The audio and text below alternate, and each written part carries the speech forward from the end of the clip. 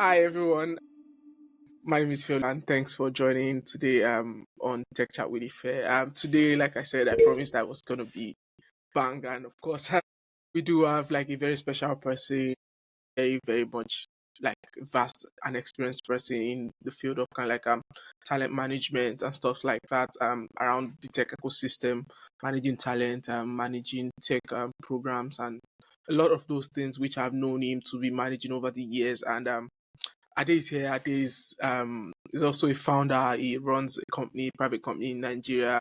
I know that he shuttle or shuffles between Nigeria and Canada, a lot of things like that. And it's a privilege to know him because some of the talent he has discovered, he should be proud to say that some of the talent he has discovered is interviewing him now. You get like so it's one of those things as well where back in 2016 I used to look at that time and I'll say, oh, I met this person back in 2016 and look at what everyone is doing now. So it's a privilege. Ade, welcome and thank you so much for accepting the invite. Thank you. Thank you, Ife. I mean, it's amazing to be here. I'm quite excited to be here. And thank you for inviting me. And I definitely would love to say a few things about Ife, right? Before, before we end this particular edition of the program. Right. Thank you so much. Thank you. Right. So I'll just go into it. First is, I met you in this journey, right? So it's just the truth. So I'd say, how did you get into this? Because I came in when you were running the whole master Code Lagos Lagos. State, Code Lagos, yeah, that master 1 million people, stuff like that. I came in that time and I was just gonna ask, how did you get into it? How did you get into tech? How did all that happen? Okay. Very, very interesting question. So originally, I did not set out to run anything technology related. Even though I have a Hmm. background in engineering, I studied mining engineering from Well, the Federal University of Technology, Akure, right? amazing. But I never really liked engineering because I felt that I was better off with people than with machines or mines or reservoir. I mean, I trained in an actual sense to be an oil reservoir engineer. So that was what I really wanted to major on. If at all, I was going to practice mining engineering. But I've always had this thing that no, I think I should spend more time with people Hmm. than with all this technical stuff. Whenever there is a technical stuff to do, I always have a headache. I'm like, no, no. So, but when I saw like that during my internship, and I encountered, I first internship in an oil and gas consulting firm in Port Harcourt, I came across this technology called MBA, Material Balance Technology, where basically you could predict the behavior of hydrocarbon reservoirs Hmm. using technology. So I got really interested in it. I did my final year project using that particular software and around all of that, predicting hydrocarbon reservoirs and their production. Like, okay, I think I like this thing, this part, because it's software related. I know. But by the time I went back to uni, I'm like, yeah, guys, I'm done. I'm done. So I was really interested in the people, because I love people development. Before I graduated school, I already started out things on my own, sent out proposal, started things, my 500 level, started Nice. a couple of people development programs with my friend, my classmates then. And then by the time I got into NYC, I continued in that line. So, but now getting into technology, that was something I stumbled on. And I stumbled on it when I joined Microsoft, right? So I got this amazing opportunity for and Microsoft in Nigeria to manage community affairs. And Right. primarily like one of the ways a technology company gives back, supports the community is by supporting with technology and upskilling talent in technology. Right. Yes. So as community affairs manager, I was responsible for Microsoft software donations to non-profits around Mm-hmm. Nigeria. I was responsible for upskilling young people in Nigeria on technology. I was responsible for helping young people transit from I unemployment. think that deserves a drum roll. So I was responsible for helping young people transition from unemployment to careers, especially Mm-hmm. technology careers. So at Microsoft, I saw like firsthand how technology can transform people's lives, how Right. technology can transform people's earnings, how people like in my school who were struggling to graduate and like they've barely graduated, they've barely made graduation list in the uni I came from, and they come here, they're writing codes, and they're earning thousands of dollars.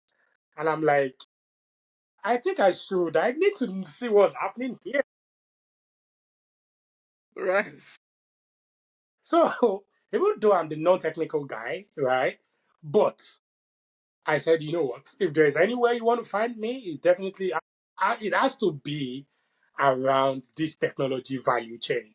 So which is Right. why which is what informed my career choice. I mean, ever since that time, so that was so the next thing I was working. And I love like big project, big things that would transform life at a scale.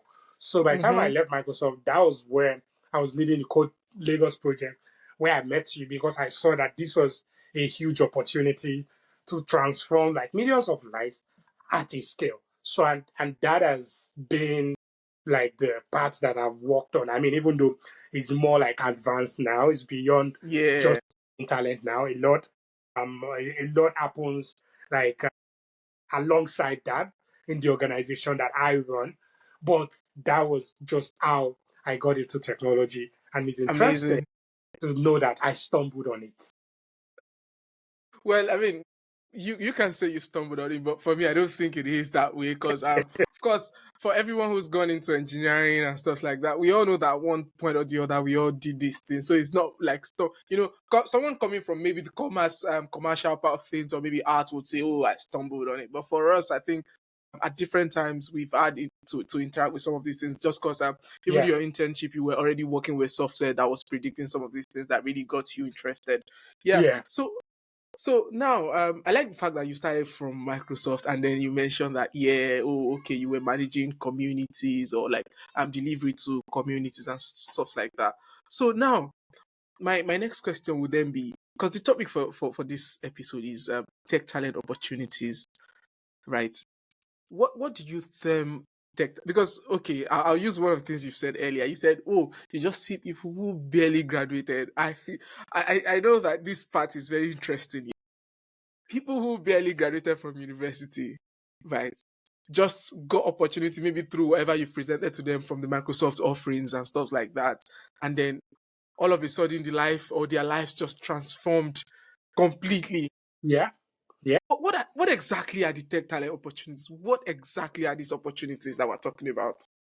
Okay, so I would try to phrase it in this way. I would say that it's any opportunity that you have really to solve problems Hmm. within the technology value chain. Any opportunity that you have to solve whatever problem within the technology value chain. Any opportunity you have to add value Hmm. within that technology value chain. If there's anything you want to do, you actually want to play within that technology ecosystem, Right. regardless of whatever the role is. It's important to just be within. Within that I mean, if they value say chain. something is changing the world, I mean, we see how it is shaping our world. Mm-hmm. You are in UK. I'm in Canada. We are in two different time zones, right? And we are making this happen. And now they're saying the mechanism with which you can power these things Right. is technology. I mean, and it has different forms of expression, thousands of expression. Mm-hmm. Then you want to be a part of it. You want to see what's Yeah. going on there. So any opportunity, be it DevOps, be it API engineer, be it mobile application developer, be it prompt engineering, under prompt, That's the new you one. want you want to be there. Like, and by the way, I don't code. I mean, it's interesting. Every time I tell people that I've never written a line of code in Hmm. my life. Wow. Maybe before I gained admission to university, like those years that you're waiting for jam, I went to Lagos City Computer College and they were teaching me all these things. I said, this is jargons. I mean, I'm not interested. But guess what? Mostly my life with developers. I've worked mostly my life with technology educators. I've worked with programmers. I've worked with coding instructors, coding teachers.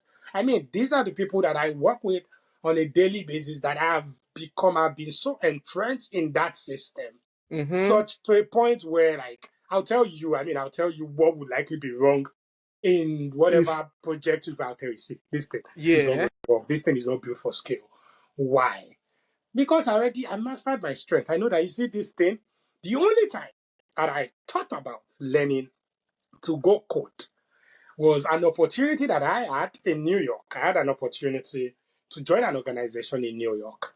And one of the prerequisites, I mean, is to continue to do the same thing I was doing in Nigeria, but they said you need to learn how to code. And maybe I want to believe is for days instructors does not show up or whatever. That was the only time that I considered learning to Learning code. to And at the code. last minute, that opportunity did not go through. I'm like, so why should I learn how to code? If the reason why I want to Fine. learn how to code is not It's no longer there. why? Because I knew that that was in my area of strength. So Hmm. for me, I would say any opportunity you have to add value within the technology value chain, be it coding or non-coding related, is a tech talent opportunity. Any opportunity you have to earn an income, to have a say in the conversation, to have a cut, Mm-hmm. a share in the pie I consider it a technology talent opportunity. Okay. So from there now, do you consider, because I know that whilst we were just talking about this before, and we jokingly said something that, oh, people no longer want to do some sort of jobs again. Just you just said is they want a slice of the pie. Do you think that's the right motive or a right idea as to wanting to get into the system or into the Okay, ecosystem? okay, so we can have that debate if it's right. So, but first thing, and it's important, and like these things are relative. I mean, sometimes right could be Mm-hmm. relative. In this context, is relative. Yeah. First thing we should talk about is it ethical? Is it ethical? And I believe the answer is yes, if it's Yes. ethical. I mean, so you look at me as an example now, and I won't bring myself as the ideal opportunity. I mean, as the ideal case scenario because I was already in the business of people development, talent development, but then I found myself in the biggest technology company in the world Hmm. at that time, and I saw it. I mean, it doesn't make sense. Like your exposure as a way of influencing your life even if I am not running anything technology related in terms of business, I should be able to take something out of my experience at Microsoft, Yeah. either to scale whatever it is that I'm doing with technology, or either to influence more people to work in technology. And for me, firsthand, it wasn't necessarily because of the money. It was first that this thing can change lives like this. I have seen it change lives, Yeah. thousands of lives, millions of lives. How technology changed their lives. I mean, at Microsoft, you have access to like high level, Large you see like data. information, you see how the country is planning for defense and how they're talking to you that these are our challenges in defense. These are our challenges in agriculture. These are our challenges in human capital. We want you to design. Let's co-create a solution. And like a lot of people don't know what these technology companies do because, like, in our part of the world, because you will find like they know Microsoft Word, they know Microsoft Office, they know Google Doc. They really don't know like the nitty gritty of what these organizations, corporations, what they do in terms of solving some of the world's biggest challenges. I think it takes a lot of research to actually know some of these things. I Exactly. stumbled on one at some point where I know that, like, was it Microsoft or something, like they completely planned an oil rig, like the whole process, the whole flow of an oil rig. I'm like, what is Microsoft doing here? Exactly. I mean, for me, it was an eye opener on the Monday morning reading of business call. And I was within the public sector team. And you will find, we're talking to, we're meeting with the chief of defense staff to plan. I mean, how do we tackle this? I'm like, I don't understand. Microsoft Word and Excel, that's what we know now. So, but when you look at the, the opportunity that technology presents to change lives at a scale, you've just got to think of how to be a part of it. That's one. Then let's come to your question about, is it right for the motive to cut a share in the pie? I mean, to be honest, I think any desire really that is legitimate, that gives you legitimate income, that is ethical, that does not necessarily that does not harm anybody, that does not break the law, I think is right. And guess what? I mean, you probably want to expect me to come from a side of passion, which was where I came from. I started from a pure standpoint of passion and interest. But guess what? Passions and interest changes. It changes. Hey, are you still with me? It's frozen. I can hear you. Okay. Okay. Yes, So I know, like, perfect. you probably want me to come from a standpoint of passion and interest and all of that, which is great. But the truth is, let's look at it. Are you with your passion 10 years ago? The passion you were running with 10 years ago, is that what you're still running with? To be honest, it is for me. Okay. So my passion, I mean, 60% of the things I had 10 years ago are still what I'm running with. So 10 years ago, you want to find me in front of a class teaching people, but I don't do that again. I cannot do Mm-hmm. that again because that is no longer effective for me. It's no longer efficient. But instead, I have set up systems to be able to do that. But my Mm-hmm. passion, my original passion, was to teach people, was to share knowledge. Mm-hmm. But I'm not doing that again in that sense. Even though my organization is doing that, I'm not doing that You have again set in up a that. structure to fulfill some sort of your passion. So passion changes. Then number two, in our part of the world, really, I mean, a lot of people are not in passion that can translate into economic opportunities, Mm. really. So there is what I call the law of current opportunity. Anything you find right now that can put food on your table, there is dignity in labor, do it. While doing it, try to map out where you want to be. And I'm coming to that in technology because even in technology, there are cadres. There are different cadres in technology. So, I mean, I definitely would like to talk about that, right? Because when people hear things like, yeah, he's like a machine learning engineer and all of that, I mean, it sounds great, it sounds good. But the truth is, within your locality, maybe in Mombasa or maybe in Elisha, are there opportunities for that technology skill now that can put food Yeah. on your table now? Now. Hmm. So, this brings me, I mean, let me come back home to the fact that I think is right if you genuinely and you want to ethically cut a pie, a share of that pie, without breaking any law, for me, I think is absolutely right. As a matter of fact, I think it's something we should expose people to. Don't Hmm. forget that the other side, I mean, the hackers, the our Yahoo The and the scrammers and other stuff. people, they also see this thing that it's important that I be in this thing, oh, but they are going Hmm. about it the wrong way. The So wrong I way. would say that I would rather want to catch people young from a young age and tell them that this industry is worth $50 trillion. If Hmm. you know what you are doing and you mark, I mean, you follow, you focus and you pace yourself, you can. I mean, you can cut $100,000 out of this thing for yourself every year. Amazing. That's a better Amazing. way for me to sell. Mm-hmm. And I've sold it. Don't forget that I've sold this thing over and over. I have seen results. I have seen results. For me, the primary way that I help people, I mean, you find those people in church, they will say, hey, this boy does not hear word. He wants to be doing all this. I was like, tell him to come and see me in my office. I say, okay, you see this thing that you're doing is rubbish. It doesn't make sense. Me, I Mm-hmm. have a better pathway.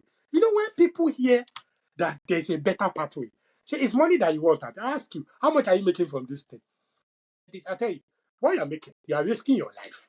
I will give you a pathway that in the next 6 years, Hmm. you will make times five of what you are making. But before that next 6 years, you can You have start to be making some small, ready. small change that will put food on your table. And I've Yeah. seen it. See, I have seen it for an 18-year-old to like a 35-year-old to a 40-year-old. I have seen it work Hmm. again and And again. again, I mean, I can point brilliant. you to different people now in different parts of the world. I mean, they are now running, some are running their ventures, some are in the US, some are in Europe, some are still in Nigeria, but they are Mm-hmm. fine. Some are in Malaysia, they are living in their room and they are earning well from their room Hmm. in this technology value chain. So for me, that's a better sell, right? Than Absolutely. just leaving them. I rather give them that exposure and let them know that, see, this thing, if you do well, there's money in it. Just do well and ensure that you see it through. So that's Right. my own point of view. I'm not Yeah, I think saying it's that the best point of view, but I think it's a good point of view. I think it's well. I wouldn't say it's the best point of view too, but I think it's a valuable one at it. It's quite valuable one, and it then just leads us to the next question, just because it goes straight into it, and it then says, what are kind of like the free kind of like or low cost resource people can then use. But back then you were organizing training and calling people like us to come and help train people. You get stuff like that. And then governments were funding some. But these days, well, I don't know how it still works, to be Okay. honest, right? Okay. So what are some of these things? Because a lot of people you hear, buy me a Coursera course or buy me a Audacity course and stuff like that. Something they will do 2 weeks, they will tell you, my internet is not good. I'm tired. I don't know. Like a lot of all these things happen, and you're being like, okay, looks like you're not ready. So what exactly are the resources available for people? Okay. Thank you for that question. I mean, so if you're still in Lagos, I mean, if you're watching this, I mean, Lagos or in Nigeria, there are tons of free resources that are available. I mean, as I speak to you right now, my organization is working. I mean, my organization constantly have resources, free trainings, Nice. in person and Wow. virtual. That, as a matter of fact, sometimes we pay you to attend this training because we know that you need transportation fare. You probably need to buy food. We work with our partners. Wow. So as I speak to you right now, today, we have a class starting on Monday for 100 people. We've admitted 98 people. Guess what? Only 85 people showed up for, Wow. I mean, 500 and something people applied. We admitted 98. 85 people showed up for the orientation, meaning that there are 15 spots that are Available. available, fully funded. Though. I mean, you will be paid. I mean, this Wow. tuition is tuition free. If you're You hearing will this, you're made. you will be paid to be a part of it, and then you are going to be placed on internship. And we have these Nice. opportunities every other time. People we work with a lot of organizations work with the World Bank. This particular one is with the Lagos State government and the German government, German Development Corporation. GIZ. Yes. So so we have tons of those kind of things. But guess what?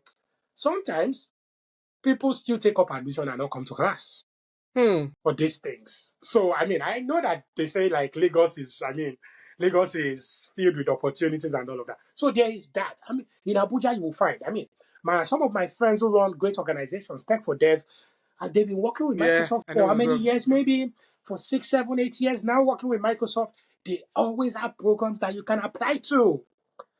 I mean, there are Right. tons. There's Ingressive. I mean, and that's locally. Now let's go to like on a global scale. And for me, there are ways I gauge the seriousness of a young person. When you come to me that I should come and give you money that you want to enroll, I should buy a course for you. I mean, there's nothing bad. So first, there are a lot of free resources on the internet, YouTube, Yes. and all of that. I think one of the things we can do is to even share some channels on YouTube where they can actually learn some of Some these of these things. things. And we can, I mean, maybe I can find one or two and share with you, and you can list it. Then number two, I mean, I've got a rule. So now, for myself, so if I want to buy a program now, if I want to learn, and I see coaches and people are selling it for like maybe $1,000, $2,000. You know what I do? My Udemy account is still set on Nigeria. It still runs on because I go to Nigeria very often. So it's still like in Naira. And like Udemy doesn't charge the standard for Nigeria. I mean, those are emerging market. You know what I do? First thing, I go on Udemy. I go look for that thing. Trust me, it's not going to be more than 20,000 naira. That Wow. course. And I'll look for reviews of whatever I want to learn. I mean, anything I want to learn. I go on Udemy. Sometimes it's 7.5 because they still run promos. Despite the fact that it's cheap in Nigeria, they still run promos.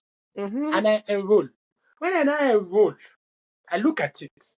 I'm like, okay, this makes sense. I've got some basic knowledge. Okay, now I know like where I need help. Went into. I can now go and pay for that thing rather Mm. than starting from the paid one. And sometimes I may not even need to pay again. Yeah. So there are those kind of opportunities. I would tell anybody, go look for courses with Google. Google is one of the biggest technology companies in the world. They've got courses on product management, product design. I mean, I think project management. they even have kind of like a career path thing now where if you Yes, use them, you can use Google Learnings to just go build a career path. exactly. Grow with Google. I mean, I've Yeah, I seen think that's people it. grow with Google. You can take that thing and it's rigorous. I mean, it's solid classes. You Mm-hmm. can take those things and trust me, yeah, some of those things they might ask you to pay a fee, but trust me, you can apply for a scholarship and Yeah, you will present your case.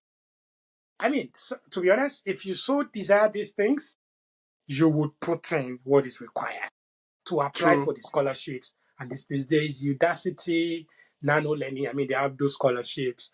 You have your Udemy. I mean, any day, anytime, Udemy is your regular guy. There's LinkedIn Learning. There's Yeah, so there are quite a lot of resources that are free or almost free that are partially funded already. So we've talked about two now. So there is already the local ones that are fully funded that you can always apply to. There's a lot of it in Lagos, Abuja, Port Harcourt.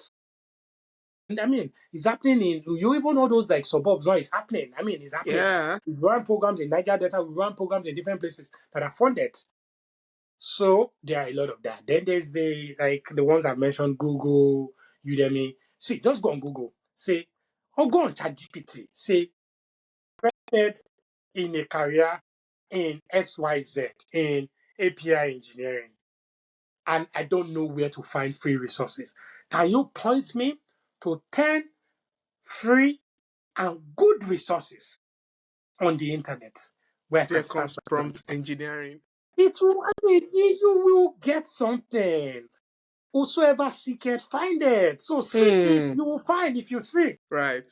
Okay. Yeah. So I think that's quite like that's quite straightforward in terms of that. So well, maybe I'll just say it again just to confirm. So we've got like, well, I'm not the one to present that now, like, but looks like we've got some 15 slots for some serious 15 people who wants to get Well, into.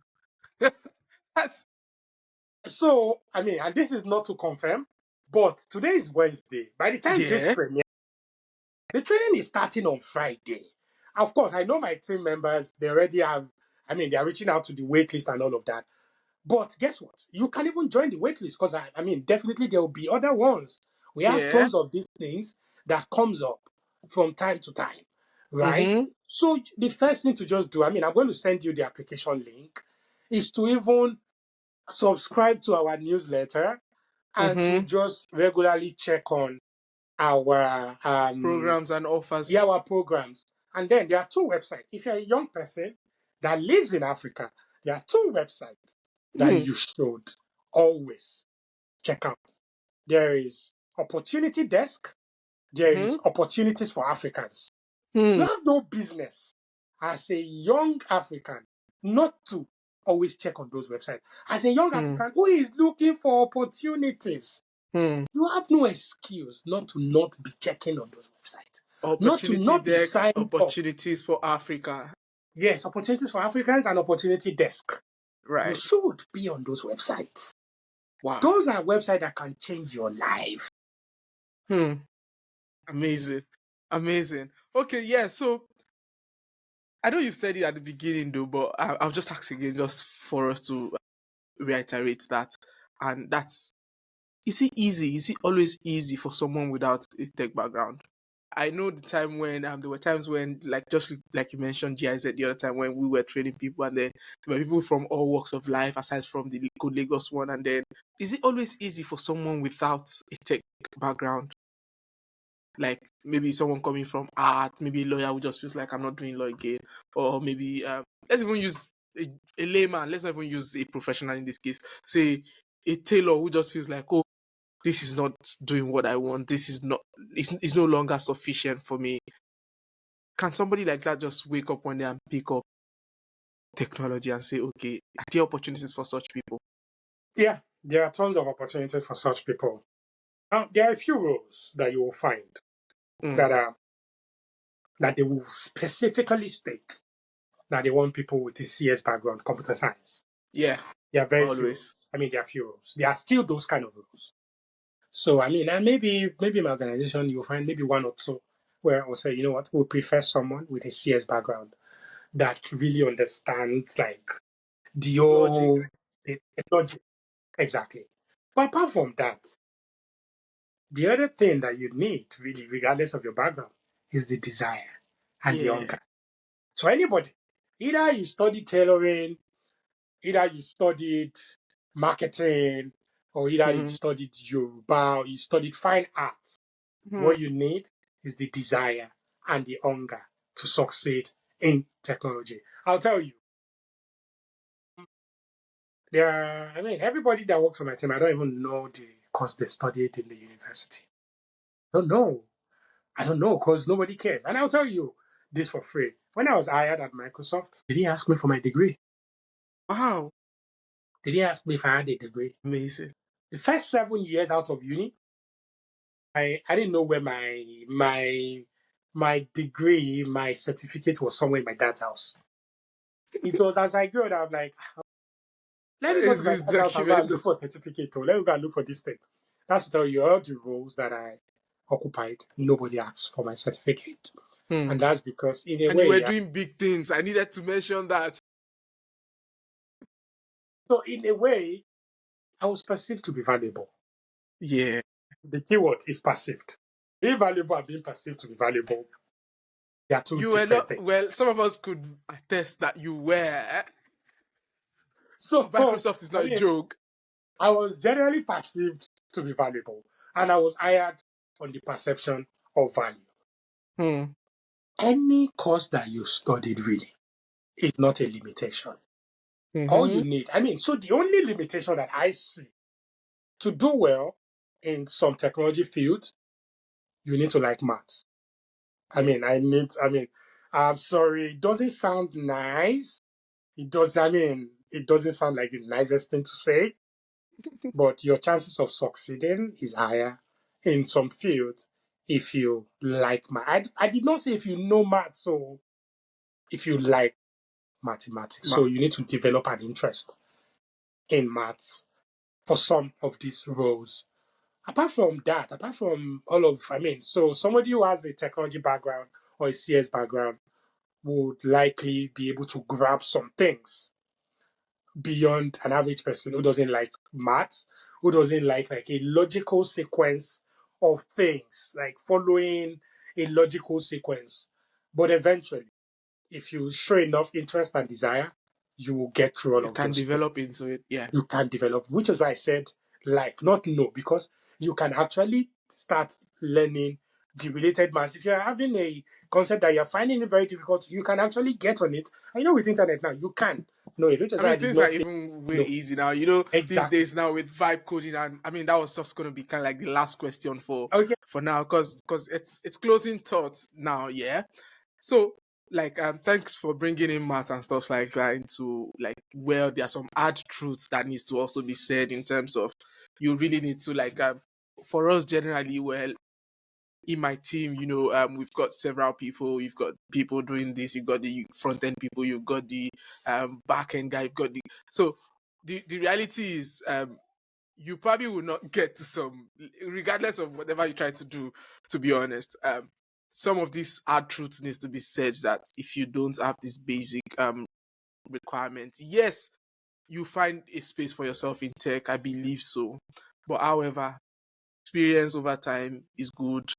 but there are still some places where, I mean, just to chip in, I was just looking at just yesterday it was all on the internet where they were saying, it's transfer season in technology now. And then if you saw that list from Mark about people that were hired, and I sat down this morning and I told myself, why am I not a Chinese? Yeah, I looked at it again this morning and I just said, why am I not a Chinese? Just because if you look at those names, they were all from that part of the world, maybe Asia. They might not necessarily be Chinese though, but maybe Asia and the likes. And then you're looking at what exactly makes these people stand out is the ability to think. They kind of like have this logical sense that They they think in can create. maths. Those Yeah, guys in maths, you know.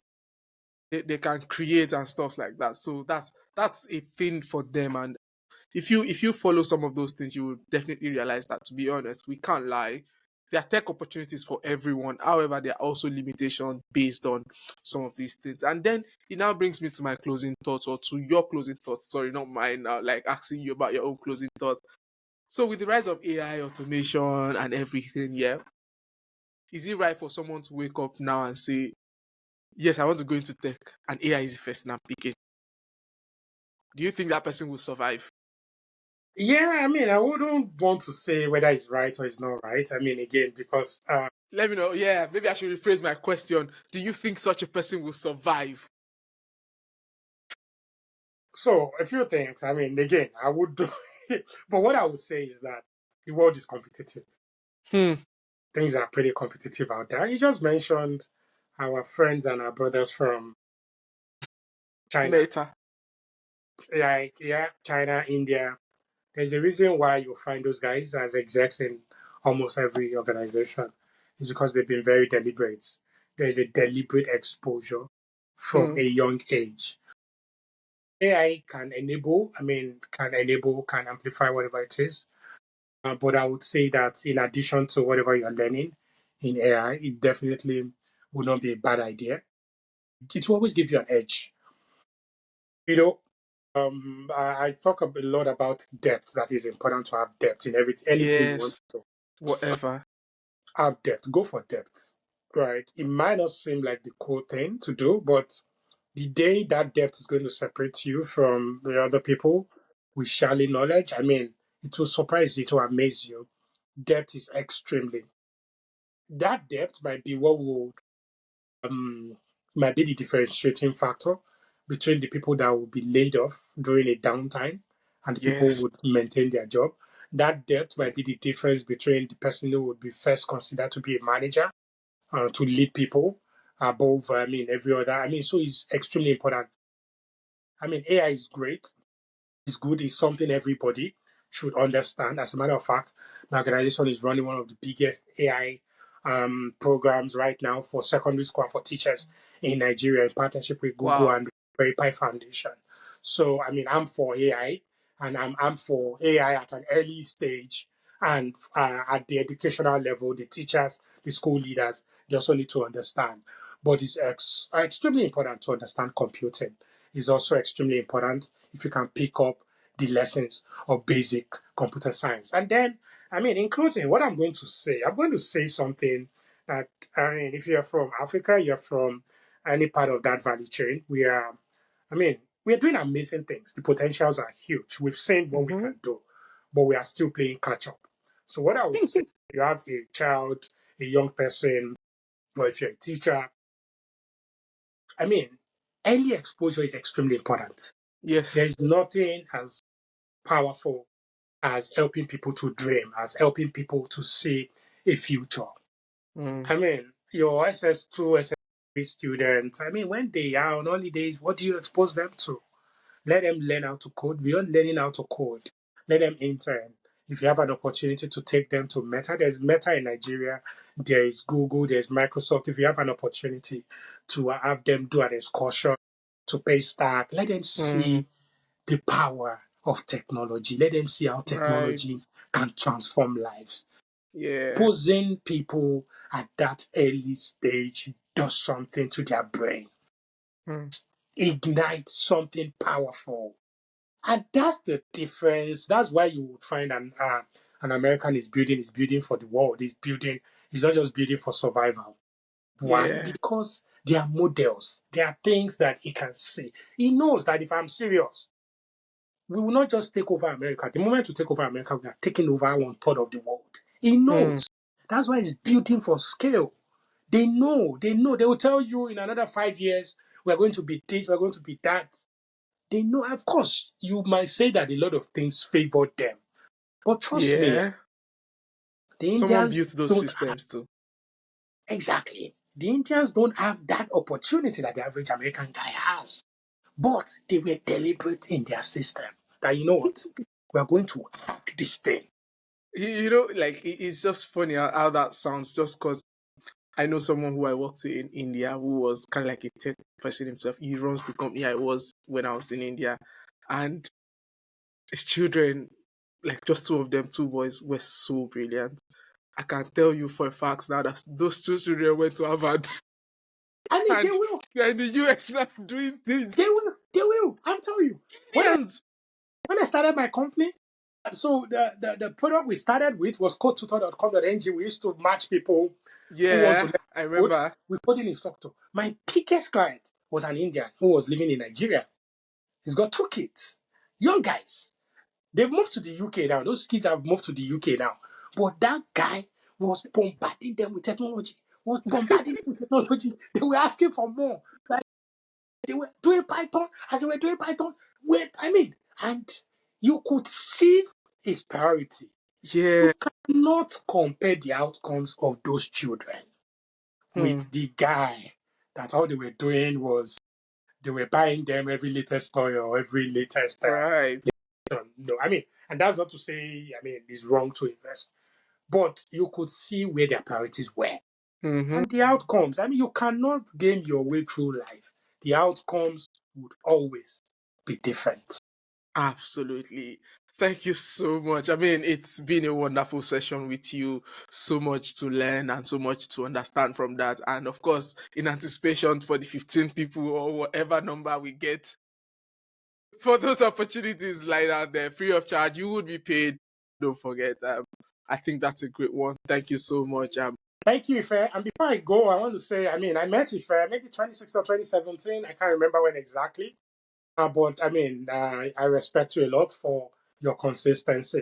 I met you when you were, pretty young. That was about 9 years earlier. So you can imagine how young at that time. I knew one of those innovators like, that you are still in university. I'm like, wow, this guy. I like the fact. I like it when young people they have a sense of what they want to do with their lives, and even though it's challenging, they follow through. If he has followed through. So I'm not in any way surprised Tried. at whatever it is. Maybe I would be surprised if you are not here. And maybe I would be surprised after 5, 10 years if you are not leading something major and revolutionary. Why? Because I've seen how much you invest. You are interested in personal development. And I've seen how much you've gone to put into ensuring that your dreams become a reality. In my I can best, only just really. encourage you. Keep up Thank the you good so work much. and keep Thank you inspiring. so much. Inspire a lot of us. Keep inspiring us. Thank you so much. Thank you so much. Thank you so much. And I really appreciate you coming on the show. And I believe everyone will be happy. Everyone who sees this episode will definitely be happy just because, of course, there's some opportunity for people in Lagos, Nigeria there. And of course, you've also given some knowledge and like nuggets about how people can get some of this opportunity, early exposure as well for children and stuff like that. So I think it's been a great session with you, and I do appreciate your time. Thank you so much, and thank you. I wish you all the best. Well done. Keep up the good work. Thank you.